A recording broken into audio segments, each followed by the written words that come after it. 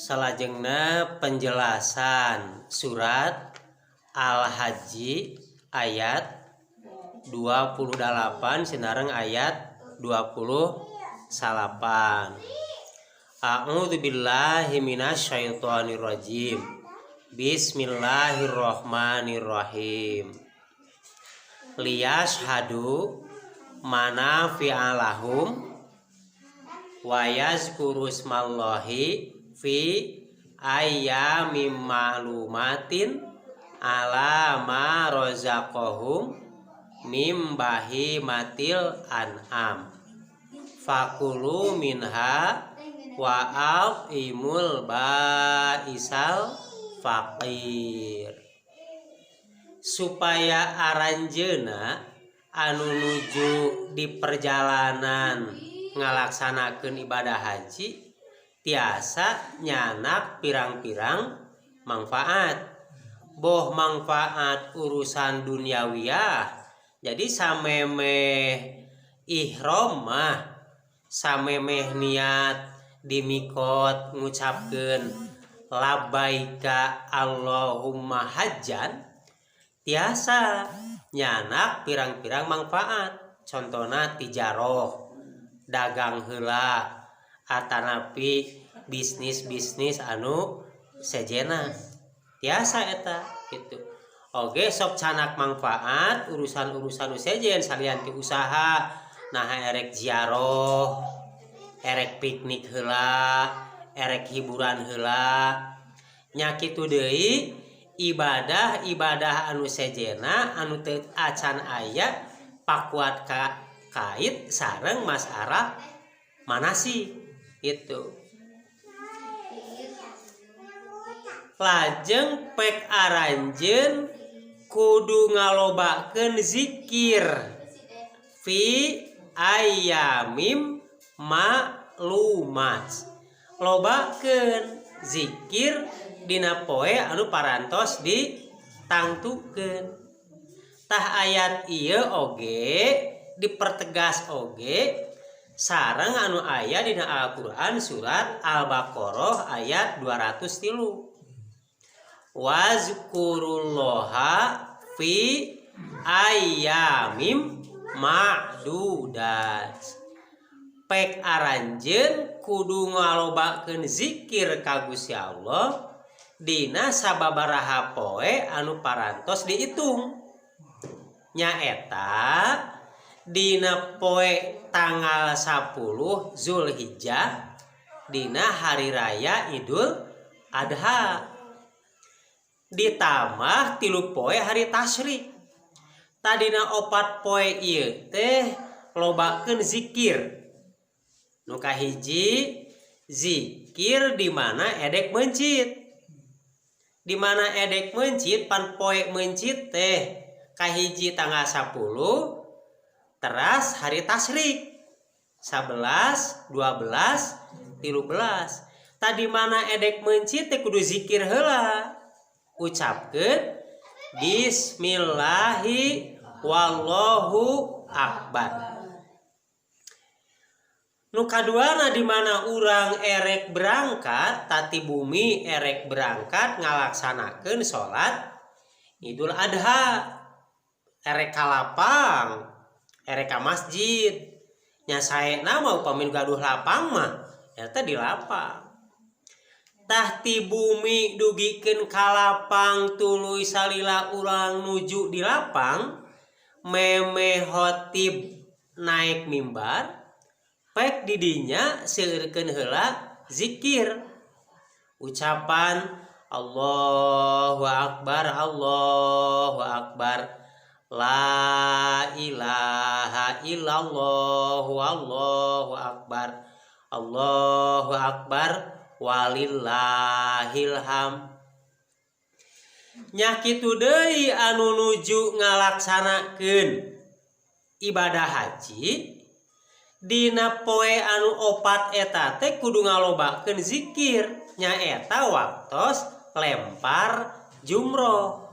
Ngalempar jumroh ku 70 hasoyat. Dina tanggal 10 nyanak 7, ngalempar jumrohna hiji itu krikilna 7. Tiap-tiap krikil kudu ngucapkeun ucapan Allahu Akbar. Teras tanggal 11 nyanak 20 hiji hasoyat dilemparkeun kana 3 jumroh. Nya kitu deui tanggal 12, nya kitu deui tanggal 13. Jadi 70 kali ngucapkeun ucapan Allahu Akbar. Eta anu nyanak napar sani. Anu nyanak napar awal cekap ku 48 hasoyat. Nyaeta 7 hasoyat dina tanggal 10, 20 hiji hasoyat dina tanggal 11, 20 hiji hasoyat dina tanggal 12, jumlah 48. Salajengna salami masih keneh teu acan rengse eta manasikna seueurkeun ucapan talbiyah labbaik Allahumma labbaik labbaik la syarika lak labbaik innal hamda wan ni'mata laka wal mulk la syarika lak. Nya kitu deui saparantos rengse tiap-tiap salat fardu. To salat duhur, salat asar, to salat maghrib, to salat isya, to salat subuh. Dugikeun ka tanggal 13 saparantos salat asar. Tiap-tiap to salat takbir heula, tiap-tiap to salat zikir. Allahu Akbar, Allahu Akbar, Allahu Akbar kabiro. Allahu Akbar, Allahu Akbar, Allahu Akbar kabiro. Tah eta teh zikir, ari zikir teh kudu hadir hate jeung pikiran.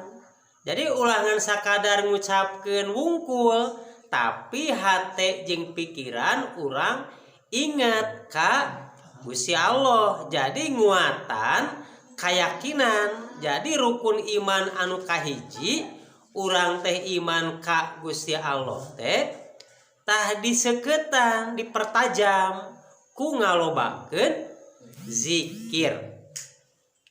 Lajeng ayat 28 surat Al-Hajj summal yaqdu tafasahu wal yufu nuzurahum wal yatawafu bil baitil atiq.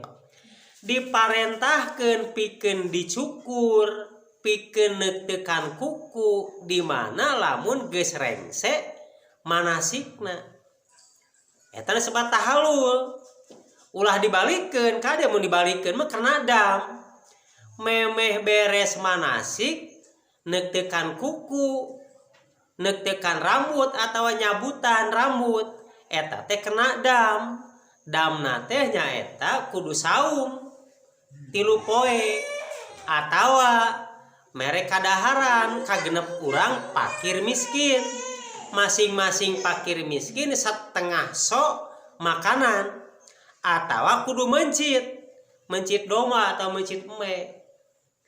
Nah sedengkeun anu henteu nuju ngalaksanakeun ibadah haji tapi geus ngabogaan maksud pikeun kurban eta oge disunatkeun pikeun ulah waka neuteuk kuku, ulah waka neuteuk rambut dina samemeh beres ngalaksanakeun mencit ya.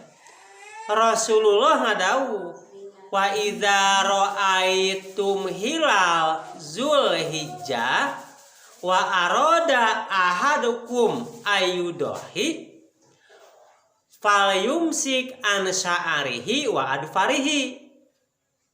Di mana anjeun terang geus asup kana tanggal hiji Zulhijjah sedengkeun di antara aranjeun boga maksud erek kurban maka tahan ulah waka neutekan rambut, ulah waka neutekan kuku. Eta disunatkeun. Kumaha lamun ngalanggar? Kaasupna makruh. Jadi henteu kedah dam. Eta mah ngan teu boga pahala tina ngamalkeun eta hadis Rasulullah.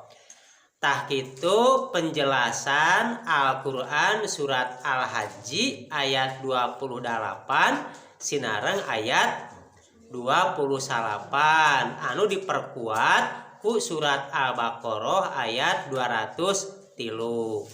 Hatur nuhun. Alhamdulillahirabbil alamin. Assalamualaikum warahmatullahi wabarakatuh.